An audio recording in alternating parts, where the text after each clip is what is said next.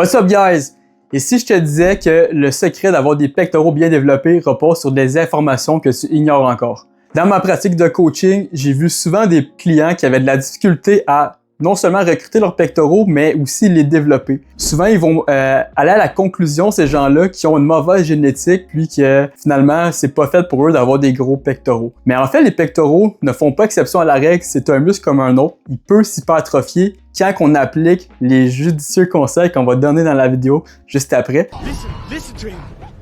Puis, vous allez être capable aussi de les développer si pour vous c'est une difficulté ou si vous êtes capable de les développer en ce moment, vous pouvez aller chercher quand même un petit edge de plus pour améliorer votre physique parce qu'on s'entend chez un homme avoir des bons pecs massifs, c'est vraiment notre carte de visite quand les gens nous regardent de haut en bas. Finalement, les pectoraux viennent tout de suite puis ça prend un chest qui remplit les chandails. Donc, on va aller parler de tout ça pour savoir comment développer les pecs. Mais avant toute chose, avant de rentrer dans le vif du sujet des précieux conseils, on va faire un petit rappel d'anatomie qui va faire en sorte qu'on va mieux comprendre les conseils qu'on va donner par la suite. Puis si pour vous c'est nouveau aussi, c'est important de le savoir en fait quand on s'entraîne pour développer la musculature. Donc, le grand pectoral, qui est ce grand muscle ici au niveau de la poitrine, a une origine qui est au niveau du bras. Donc, on a à l'humérus, donc à l'intérieur ici de l'os. Puis, on a 3 sites d'insertion au niveau de la cage thoracique. On va regrouper à ce moment-là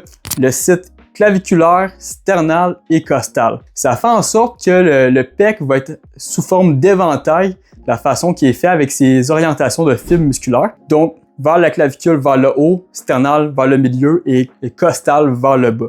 Ça va faire en sorte que, selon notre choix d'exercice, on va aller mettre de la tension sur les fibres musculaires d'une portion du muscle versus un autre et ça va changer énormément comment on va construire notre programmation.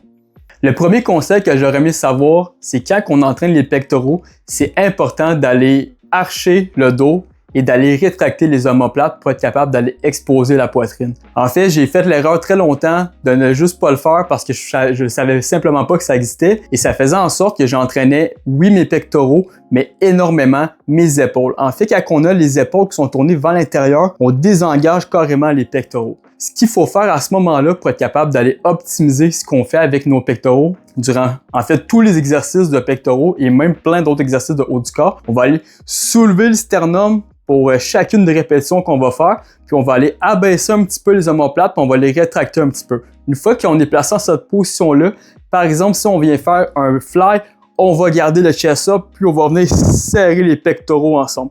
Donc, à ce moment-là, on a un grand recrutement musculaire qui se fait, puis on n'a plus l'excuse de dire qu'on les sent pas durant l'exercice. C'est valable autant pour les press, qu'on soit dans un décliné, incliné, peu importe l'angle qu'on est, il faut comme aller soulever le sternum, puis comme qu'on voulait aller amener le chest dans la barre, même quand on la pousse. Donc, à ce moment-là, on va recenser beaucoup plus les pectoraux. Quand on est sur une barre aussi, on peut prendre nos mains puis les élargir pour être capable d'aller augmenter l'étirement sur les pectoraux, ce qui va amener vers le deuxième conseil. Le deuxième conseil, c'est simplement d'aller augmenter l'étirement musculaire, d'aller chercher un deep stretch quand on va aller faire un exercice de pectoraux. Parce qu'on voit beaucoup d'exercices qui vont être faits avec des amplitudes partielles, mais sont rarement bien exécutés. En fait, ce qui est important quand on va aller chercher un exercice de pec qui est efficace, c'est d'aller chercher l'étirement complet du muscle. Si on n'est pas super flexible, c'est pas grave, c'est selon votre amplitude à vous, mais on va aller amener les coudes le plus loin qu'on peut vers le sol. En sachant ça, peu importe l'exercice, que ce soit un écarté ou un press, les coudes vers le sol, le truc va rester valable parce qu'on se rappelle au niveau de l'anatomie du pec, on a l'origine qui est au niveau de l'humérus. Si on amène l'humérus vers le sol, automatiquement, on va venir étirer les fibres du pec, puis on va aller chercher le maximum au niveau musculaire sur le muscle qu'on vise. Donc, on drive les coudes vers le sol en fly, on drive les coudes vers le sol en press. Le troisième conseil que j'aurais aimé savoir, c'est que c'est important de contrôler la négative et d'aller faire des pauses en étirement. En fait, ce qu'on va voir souvent chez les gens, c'est qu'ils vont faire plein de répétitions rapides. C'est très fréquent, en fait, au niveau des ponts, où est-ce que les gens vont aligner beaucoup de reps. Puis en plus de ça, souvent, ils vont couper l'amplitude en allant chercher finalement seulement la position du haut. Mais la science a montré que la position la plus payante, si on veut, au niveau des gains musculaires, c'est la position étirée. Et en plus de ça, si on va aller chercher un contrôle, on va éviter les blessures, puis on va être capable de maximiser la sensation musculaire, ce qui est vraiment payant pour en fait changer d'exercice un à l'autre puis toujours bien sentir les muscles travailler. Parce qu'on s'entend que si vous sentez pas les pectoraux, quand vous travaillez les pectoraux, il y a des fortes chances qu'ils se développent pas à leur plein potentiel. Donc, il faut contrôler la négative. Puis quand je dis contrôler, ça veut pas dire de faire une négative qui est extrêmement lente, comme un 4-5 secondes. Un 2 à 3 secondes, c'est très bien. Il faut juste que ça soit fait avec l'intention d'aller étirer les pectoraux, comme on a parlé précédemment. Puis d'aller faire une petite pause dans le bas du mouvement pour aller finalement engager les pectoraux à leur maximum pour aller faire un bon squeeze au bout du mouvement. Le quatrième conseil que j'aurais aimé savoir pour mieux développer mes pectoraux, c'est que c'est important de mieux choisir ses exercices. En fait, ce qu'on voit souvent, c'est que les gens vont focuser beaucoup, surtout en ce moment, sur les isolations. Parce qu'on prend pour acquis qu'on veut développer un muscle précis. Donc, à ce moment-là, ce qu'on va faire souvent, c'est qu'on va aller l'isoler dans tous les angles possibles, mais avec des câbles et des machines. Ce qui est très bien en soi. Mais il faut garder en tête que ça, c'est la pointe de l'iceberg. Ce qu'on veut construire, nous, c'est la base, la fondation. Puis ça se construit entre autres avec de la tension mécanique et ça prend de la tension sur les fils musculaires, de la vraie charge. Vous allez avoir beaucoup plus de tension sur vos fils musculaires si vous allez développer au bench press par exemple 100 kg que si vous faites juste faire un écarté avec 10 kg sur la machine à câble. C'est important que ce soit au moins le 3/4 de votre entraînement qui est des exercices fonctionnels de press dans les différents angles. Puis ça peut être en fait autant des exercices avec des poids libres, des barres et des machines. Puis on vient complémenter selon nos faiblesses musculaires après ça avec les isolations. Donc tout ce qui est câble, machine, même avec les poids libres, on peut isoler quand même. Donc on focus sur la faiblesse avec l'isolation, puis on construit notre fondation avec les exercices fonctionnels. Mon cinquième conseil va de pair avec le quatrième, c'est que c'est important de travailler tous les angles d'attaque des pectoraux. Parce qu'on sait, on a parlé au niveau d'anatomie au début, on a différents sens de fibres musculaires dans notre éventail claviculaire, sternal, costal. Puis c'est important d'avoir une bonne sélection d'exercices qui permettent d'aller travailler tous les angles d'attaque sans en mettre trop non plus. Parce qu'en fait, une mauvaise séance d'entraînement qui est très classique, très commune en fait, c'est d'en faire trop, mais d'en faire trop tout le temps à la même place. Parce qu'on va voir souvent des gens qui vont mettre du développé couché avec la barre, puis après ça, ils vont aller mettre du développé couché, toujours avec le banc à plat, avec les poids libres, puis ils vont terminer ça avec la machine pec deck. Ici, on a mis l'accent seulement sur le milieu, donc le sternal. Oui, le reste des pectoraux va être quand même un peu recruté, mais n'empêche qu'on pourrait construire une séance beaucoup mieux que ça, en fait, si on sélectionnait un peu mieux nos exercices. Pour le même nombre de séries d'exercices, je pourrais faire, par exemple, un développé incliné avec les haltères.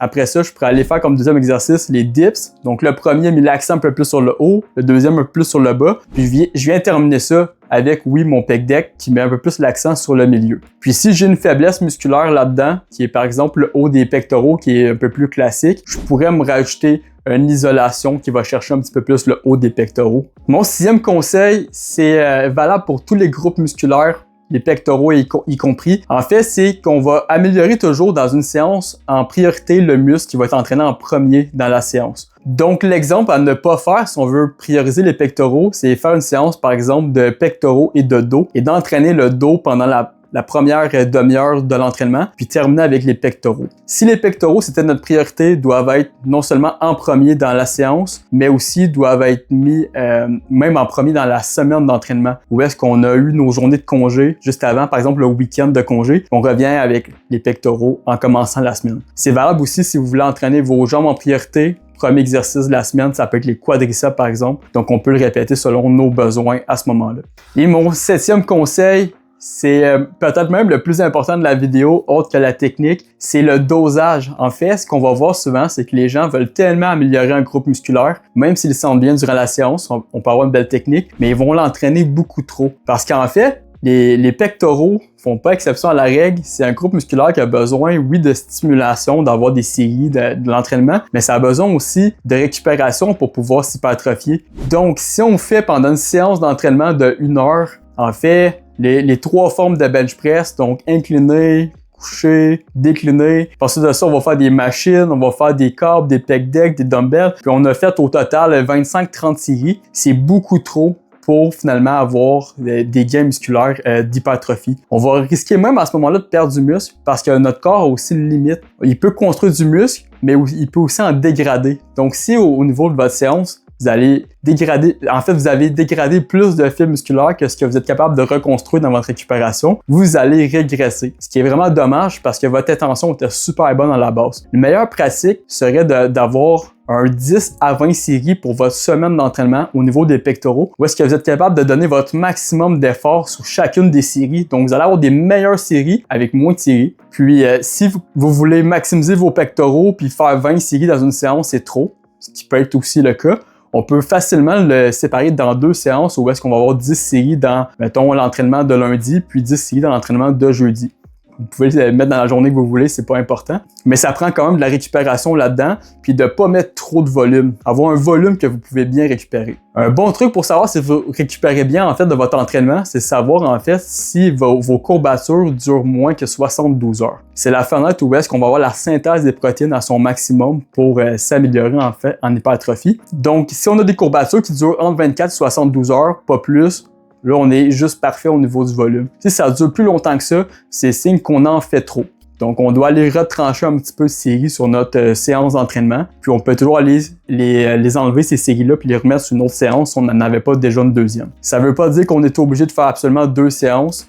C'est sûr que le bro split, c'est pas le meilleur, mais n'empêche que ça dépend quand même de votre horaire puis de comment vous êtes capable de séparer votre entraînement sur le nombre de journées que vous faites. Mais la morale de l'histoire, c'est que c'est important, oui, d'entraîner avec de l'intensité de l'effort, mais pas trop de séries. Le volume, ça tue vos gains.